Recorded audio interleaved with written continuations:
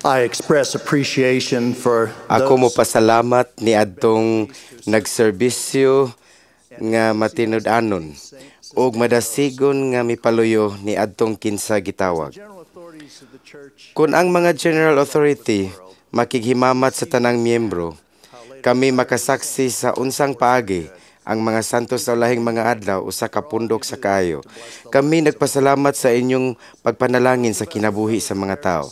Kami nga anaa sa public affairs na hibalo pag-ayo nga daghang impluwensyadong mga leader og journalist sa US ug sa tibuok kalibutan naghisgot sa publiko bahin sa simbahan ug sa mga miyembro. Usa sa katalagsaong paghiusa sa mga factor ang mas nagpaila sa simbahan. Daghang misulat kabahin sa simbahan nga matinuorong naningkamot sa pagsabot sa atong katawhan ug doktrina. Sila maayong mutagad og may tumong nga kita mapasalamaton. Daghang individual ang walay mahiangay sa sagradong mga butang. Si Chief Rabbi Lord Sachs sa England namulong ngadto sa mga leaders sa Roman Catholic niadtong Disyembre sa Pontifical Gregorian University. Naghulagway nga sekulara ang pipila ka mga dapit sa yuta. Siya miingon nga ang hinungdan mao ang paspas nga sa siyensya nga nagpabungol-bungol sa musika sa pagtuo.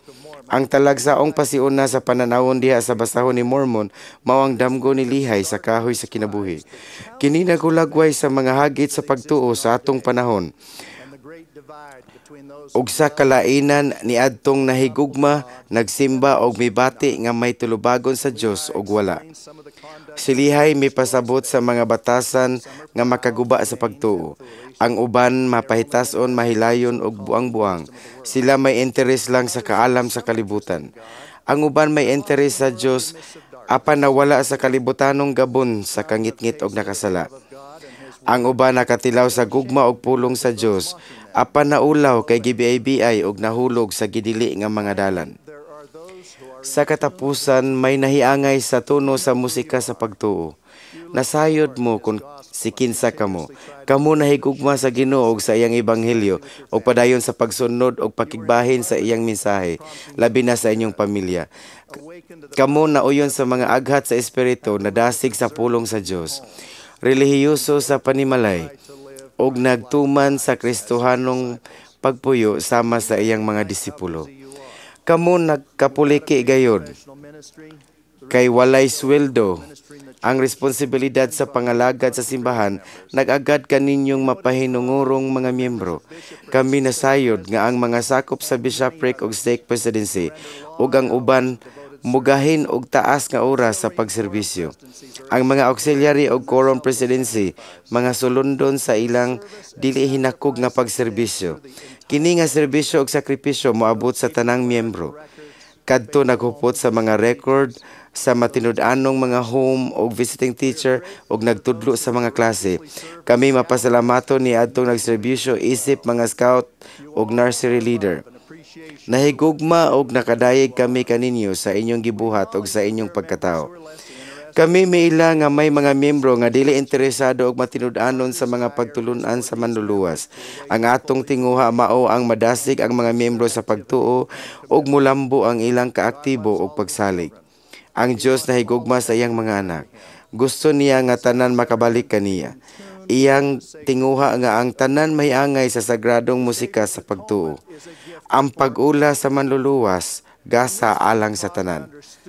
Angay kining matudlo og masabtan nga kita nahigugma og nagtahod sa tanang tao nga gihulagway ni lihay. Hinumdumi dili ato ang paghukom. Ang paghukom iyaha sa Ginoo. Si Presidente Thomas S. Monson mihangyo kanato sa kaisog sa paglikay sa paghukom sa uban. Siya usab mihangyo sa mga miyembro sa pagluwas ni adtong midawat sa ebanghelyo ug unya nawala. Ingon man ni adtong wala pa makakita sa pigot ug tulid nga dalan. Kami nagampo nga sila muhupot sa gunitanang puthaw ug moambit sa gugma sa Dios nga mopuno sa ilang kalag sa tuman nga hingpit nga kalipay. Ang pananaw ni lihay naglakip sa tanang tao. Ang mahinungdanong doktrina mao ang mahangturong kaimportante sa pamilya. Ang pamilya giorden sa Dios. Kini ang pinakaimportanteng unit karon og sa kahangturan.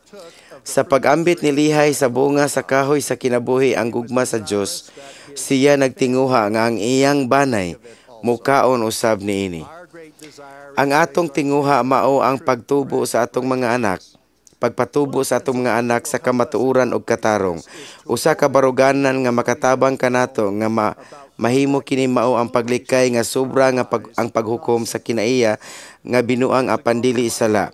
Daghang tuig ang milabay ang akong asawa ug ako may mga anak pa sa panimalay. Si Elder Dallin H. Oaks mitudlo nga importanteng maila ang mga sayop sa pagkabatanon nga kinahanglan ikorehir og mga sala nga angay sa pagpanton og paghinulsol. Kung may kulang sa kaalam ang atong mga anak kinahanglan og instruksyon. Kung may sala angay ang paghinulsol, kini nakatabang gyud sa among pamilya. Ang pagkarelihiyoso diha sa panimalay makapanalangin sa atong pamilya. Ang ehemplo labing importante. Ang atong mga lihok mas makaimpluwensya sa atong mga anak kaysa atong isulti. Sa hapit nako mag 5 anyos, nahibaluan sa akong inahan nga ang iyang manghod nga lalaki namatay sa dihang gibombahan ang gisakyang barko dapit sa Japan sa matapos ng ikaduhang gubat sa kalibutan. Kini nga balita nakapasagmuyo niya. Siya emosyonal nga miadto sa kwarto. Pagkataod-taod, milili ko sa kwarto aron sutaon ko kung okay ra siya. Siya nagluhod sa pagampo. Dakong kalinaw ang akong gibati kay iya kong natudluan sa pagampo o paghigugma sa manluluwas. Kini ehemplo nga kanunay niyang gipakita kanako. Mga inahan ug amahan, nagampo upan sa mga bata, mahimong pinakaimportante nga ehemplo sa tanan. Ang mensahe, pangalagad ug pag-ulan ni Jesucristo atong manluluwas, importante nga matudlo sa pamilya. Walay laing kasulatan nga makahulagway sa atong pagtuo kaysa 2 Nephi 25:26. O kami nagisgot kang Kristo, kami nalipay diha kang Kristo, kami nagsangyaw kang Kristo, kami nanagna kang Kristo, o kami nagsulat sumala sa among mga panagna, nga ang among mga anak mahimo nga masayod sa unsa nga tinubdan, sila mahimo nga mangita alang sa kapasayloan sa ilang mga sala. Usa sa importanteng baruganan sa pananaw ni Lihay mao ang matinud-anong mga miyembro mukupot gayud sa gunitanang putaw aron maanaa sa pigot ug tulid nga dalan ngadto sa kahoy nga sa kinabuhi. Importante sa mga miyembro nga mobasa, mamalandong ug magtuon sa kasulatan. Ang basahon ni Mormon mahinungdanon kayo. Aduna sa kanunay ang mupaubos sa kaimportante sa usawayon kini ay sagrado nga basahon. Ang uban migamit og pasiaw. Sa wala pa ko mag-mission usa ka professor nga mikutlo sa pamahayag ni Mark Twain nga kung inyong tangtangon ang ug nahinabo sa basahon ni Mormon, kini usa lang ka pamphlet. Pipila ka bulan ang milabay samtang nag-mission sa London, England. Usa ka inila nga Oxford educated professor sa University of London, eksperto sa Ehiptohanong Semitic nga pinulungan. Nagbasa sa basahon ni Mormon, misulat ni Presidente David O. McKay ug nakikita sa mga misyonaryo. Siya may pahibalo kanila nga siya nakumbinser nga ang basahon ni Mormon sa tinuod hubad sa pinulungan sa mga Hudiyo ug sa mga Ehiptohanon sa panahon sa basahon ni Mormon. Usa sa mga ehemplo nga iyang gibasihan mao ang og nahinabo nga nagpakita kung unsaon niya paghubad ang phraseology nga gamiton sa karaang sinulat nga Semitic. Ang professor giingnan nga ang kahibalo base sa iyang profesyon makatabang. Importante gihapon nga may espiritual nga pagpamatuod. Pinaagi sa pagtuon o pag-ampo siya nakaangkon og espiritual nga saksi og nabunyagan. Unsa ang gihimong katawanan sa usa ka iladong humorist? Giila sa eskolar nga lig-ong ebidensya sa katinuod sa Book of Mormon nga gipamatuod kaniya sa espiritu. Ang mahinungdanong doktrina sa kabubuton, kinahanglan nga ang pagpamatuod sa gipahiuli nga ebanghelyo ibase gayud sa pagtuo kaysa siyensya. Ang sobrang pag-focus sa mga butang nga wala pa mapadayag, kung sa unsang paagi nahitabo ang birhen naghimugso o ang pagkabanhaw sa manluluwas o giunsa paghubad ni Joseph Smith ang atong kasulatan dili epektibo o makalambo sa espiritual. Kini nagkinahanglan og pagtuo.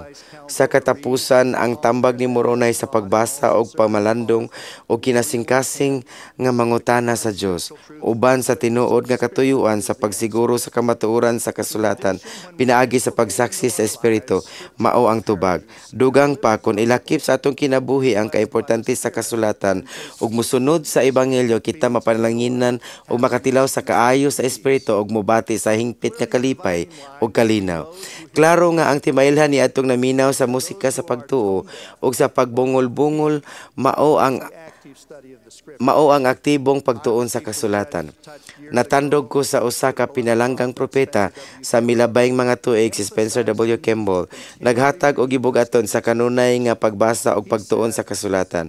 Siya mingon, akong nakita nga kung dili nako kaayo hatagan og bili ang akong pakigrelasyon uban sa Dios og sa dihang mura og walay Dios nung dalunggan nga maminaw og walay Dios nung tingog nga namulong nga ako layo ra gyud kaayo. Kung akong isubsob ang akong kaugalingon sa mga kasulatan, ang gilayon magkaduol ug ang pagkaespirituhanon mubalik. Naglaom ko nga kita mo basa kanunay uban sa atong mga anak sa basahon ni Mormon. Gisgutan ko na kini sa akong mga anak. Sila nakigbahin nako og duha ka obserbasyon. Una kanunay nga pagbasa sa kasulatan mao sa uban sa pamilya matag adlaw mao ang Yahweh. Ang akong anak nga babay malumong naghulagway sa ilang matag buntag nga pagbasa uban sa batan-ong mga anak. Siya og ang iyang bana mo mata og sayo moagi sa dili maklaro nga puthawng ali sa ilang hagdanan aron moadto sa dapit asa sila magpundok aron magbasa sa pulong sa Dios. Ang pagkamakanunayon mao ang tubag ug ang pasiaw makatabang. Kini nanginahanglan og paningkamot sa matag sakop sa pamilya matag adlaw og kini angay lang.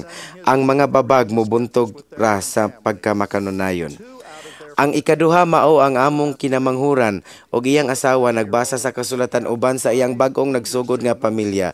Duha sa ilang upat ka anak dili kahibalo mobasa. Sa 5 anyo sila nagamit sa sinyas ginamit ang 5 ka tudlo diin siya motubag aron makaapil sa pagbasa sa kasulatan sa pamilya. Ang sinyas sa tudlo uno mao ang iyang litokon pag-usab ug nahinabo nga kung kini makita sa basahon ni Mormon. Ganahan kayo ko nga kini nagbalik-balik og kadaghan alang sa interes sa bag-ong nagsugod sa nga pamilya. Ang sinya sa tudlo 2 mao ang og katong makita nga mga tudlo 3, 4 ug 5 pilion sa mga ginikanan sa mga pulong diha sa kapitulo nga gibasa.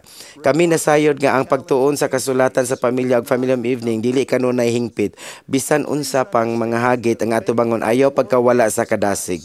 Sabta nga ang pagtuo ngadto sa Ginoong Hesukristo ug pagsunod sa iyang mga sugo mao ang pagsulay sa mortalidad. Labaw pa kita makaamgo nga kun ang tao magpabungol-bungol sa musika sa pagtuo, siya dili mahiangay sa espiritu. Sama sa gitudo ni propetang Nephi, oo kamo nakadungog sa iyang tingog ug siya nakapamulong nga kaninyo sa usa ka hinay nga hinagawhaw nga tingog apan kamo ingon sa walay pagbati mao nga kamo dili makabati sa iyang mga pulong. Ang atong doktrina klaro, kita magpositibo ug magmaya.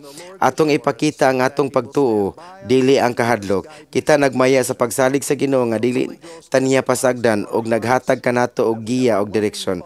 Ang Espiritu Santo mo pamatuod kanato nga kita may mahigugmaong amahan sa langit kansang maluluyon plano sa pagtubos matuman tungod sa pag-ula ni Hesukristo. Si Naomi W. Randall, author sa Ako Anak sa Dios, misulat, mugiya ang espiritu kun mulahutay ang pagtuo. Busa bisan asa kita sa dalan sa pagkadisipulo diha sa pananawon ni Lihay, mohukumta nga kita mismo ug atong pamilya magmadasigon sa pag-angkon sa talagsaong gasa sa manluluwas nga kinabuhing dayon. Nagampo ko nga kita mahiangay sa tono sa musika sa pagtuo. Mupamatuod ko sa kabalaan ni Hesukristo ug sa katinuod sa iyang pag-ula. Sa pangalan ni Hesukristo. Amen.